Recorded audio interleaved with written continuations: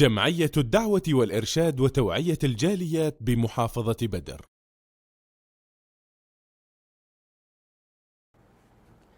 আসসালামু আলাইকুম ওয়া রাহমাতুল্লাহি ওয়া বারাকাতুহু। সুপ্রিয় মুসলিম ভাই ও বোনেরা, আমরা সকলেই চাই আল্লাহ রাব্বুল আলামিনের সন্তুষ্টি অর্জন করতে, ভালো কাজ করতে, কল্যাণমূলক কাজ করতে, এবং সকলের আশা আকাঙ্ক্ষা এই ক্ষণস্থায়ী পৃথিবী থেকে বেগুনা মাসুম হয়ে বিদায় নিতে। কিন্তু কেন যেন পারি না। না পারার পেছনে তিনটা কারণ রয়েছে। তিনটা কারণ হলো তিনটা দুশ্মন। আমাদের তিনটা দুশ্মন রয়েছে। এই দুশ্মনদের কাজ হলো খারাপ কাজগুলি খুব সৌন্দর্যমণ্ডিত করে আমাদের সম্মুখে পেশ করা এবং ওই খারাপ কাজগুলি করার জন্য সহজ করে দেওয়া, সহযোগিতা করা, যেন আমরা সহজে খারাপ কাজ করতে পারি এবং সত্যের পথ থেকে আল্লাহর সন্তুষ্টিমূলক কাজ থেকে দূরে থাকতে পারি।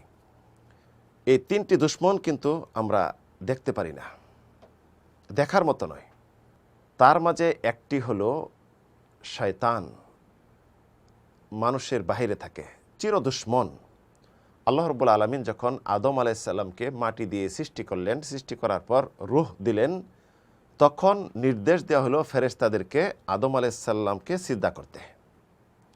সকলেই সিজদা করল, ইবলিস লানাতুল্লাহ সিজদা করল না। উজর দেখাইল যে আমি আদম থেকে উত্তম, আদমকে হে আল্লাহ আপনি মাটি দিয়ে সৃষ্টি করেছেন, আমাকে আগুন দিয়ে সৃষ্টি করেছেন, আমি সিজদা করব না। অর্থাৎ এখানে কি করলো? অবজ্ঞা করলো, নাফরমানি করলো, গর্ব অহংকার করলো।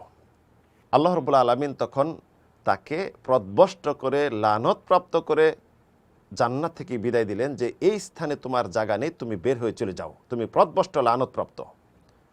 শয়তান কি করলো? নাসর বান্দা বলল, হে আল্লাহ আমি আপনার কাছে অবকাশ চাই, কিয়ামত পর্যন্ত যেন আমি জীবিত থাকতে পারি। আল্লাহ অবকাশ দিলেন। তারপরে আল্লাহ রাব্বুল আলামিনের জাত সত্তার কসম খেয়ে শয়তান বলল, ফাবিমা আগওয়াইতানি লা আকুদান্না লাহুম সিরাতাকাল মুস্তাকিম। হে আল্লাহ, আমি আপনার জাত সত্তার কসম করে বলছি, আমি আপনার সরল সঠিক পথের সম্মুখে উত পেতে বসে থাকব। সুম্মা লা আতিয়ান্নাহুম বাইনা আইদিহিম ওয়া মিন খালফিহিম ওয়া আন আইমানিহিম ওয়া আন শামাইলিহিম। পরবর্তী আমি আদম সন্তানের সম্মুখ দিয়ে আসবো, পেছন দিক দিয়ে আসবো, ডান দিক দিয়ে আসবো, বাম দিক দিয়ে আসবো, সর্বদিক দিয়ে তাদেরকে কুমন্ত্রণা দিব, লাঞ্ছনা দিব এবং প্রদ্বষ্ট করব। ফালা তাজিদু আকতারহুম শাকিরিন। তখন আপনি তাদের অধিকাংশকে দেখবেন আপনার কৃতজ্ঞতা স্বীকার করবে না। তাহলে এখান থেকে বুঝতে পারলাম শয়তান আমাদেরকে প্রদ্বষ্ট করার জন্য যত কৌশল অবলম্বন করে যাচ্ছে, আমাদেরকে প্রদ্বষ্ট করতেছে। দ্বিতীয় দুশ্মন হলো আমাদের নাফস। এমন একটি নাফস রয়েছে যেটি সবসময় মানুষকে খারাপের দিকে নির্দেশ প্রদান করে। ইন্নান নাফসা লা আম্মারাতাম বিসু ইল্লা মা রাহিমা রব্বি। নিশ্চয় মানুষের আত্মা খারাপ প্রবণ, খারাপ নির্দেশদাতা, কিন্তু আল্লাহ যাকে রহম করে সে ব্যতি রেখে। তৃতীয় দুশ্মন যেটা আমাদের মাঝেই, সেটি হলো মানুষের রিপু, মনোবাসনা, কামনা, কুপ্রবৃত্তি। যদি এই কুপ্রবৃত্তি থেকে বাঁচতে পারেন, আল্লাহ রাব্বুল আলামিন আপনাকে জান্নাত দিবেন, যেতে আর প্রতিবন্ধকতা নেই।